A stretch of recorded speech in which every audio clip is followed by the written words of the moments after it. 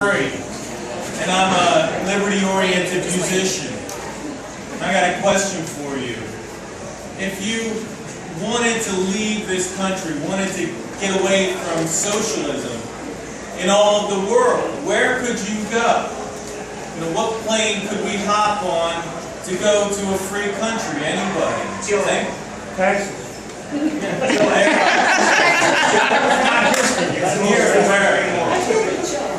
And by free, I mean low taxation, few regulations, and of course, gun freedom. South Dakota. Yeah.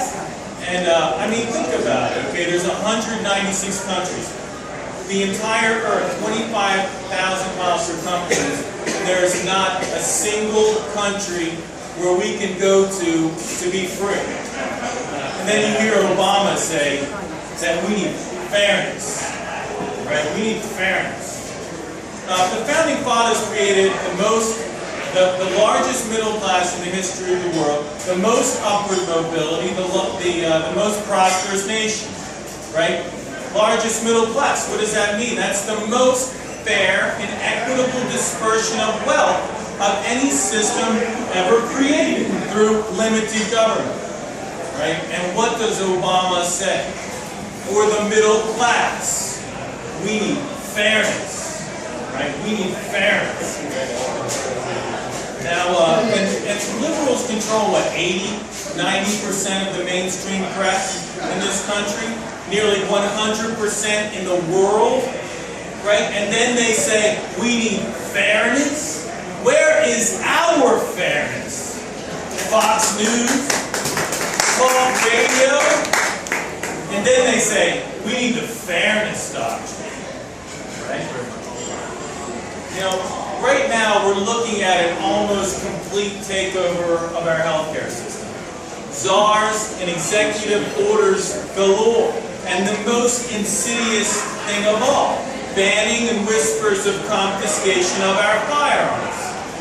Now, one thing I would like for you all to remember and to understand, really, a bunch of farmers with guns beat the most powerful military machine on the face of the earth.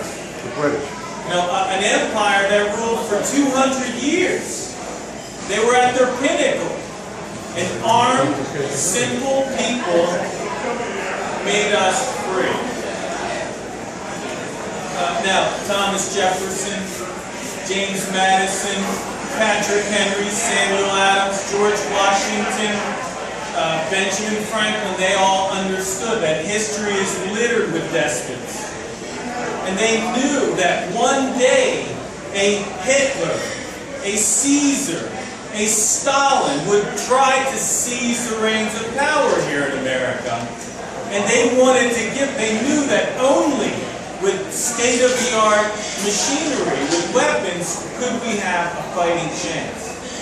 And I would wager a handsome sum that a majority of the founders would want us to have our so-called assault rifles with whatever magazines we wanted to maintain our freedom. Now, united we stand, divided we fall. We've heard that how many times? We on the right are divided. We have libertarians, we have conservatives, neocons, rhinos. We're all quibbling. And our differences are real. They are substantial. But Rome is burning right now. The Democrats are laying this country to waste as we quibble. Exactly right. Now, and we're at a tipping point in this country. With Obama's second administration, we're about to fall off the cliff.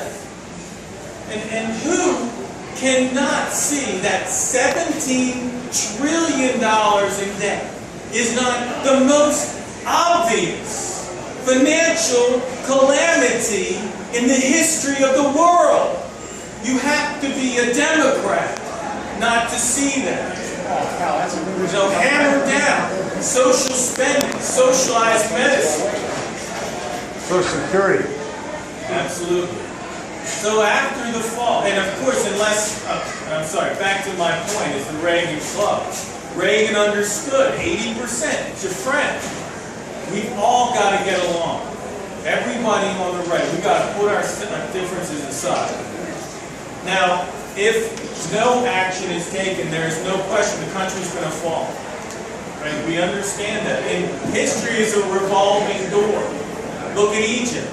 You get rid of one dictator, you get another dictator. You know, it's socialism, fascism, the communism. You get rid of one tyrant. And in the Soviet Union, they got rid of Stalin. He died. And what did they do? They de-Stalinized the nation. You go from the far left to, not to liberty, to 2 steps backwards, to socialism. The bloody reign in Europe in the 19th, 20th century. What did they do? They went back to socialism after all these tyrants killed 100 million people. Now, I mean, that's it. That's the bottom line. In 45 seconds, I just gave you 4,500 years of human history. One tyrant after another, one socialist after another, with no change. Now, so I got a question for everybody.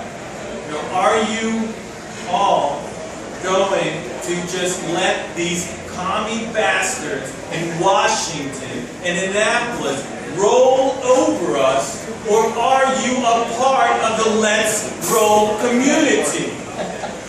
Candace, are you a part of the Let's Roll community?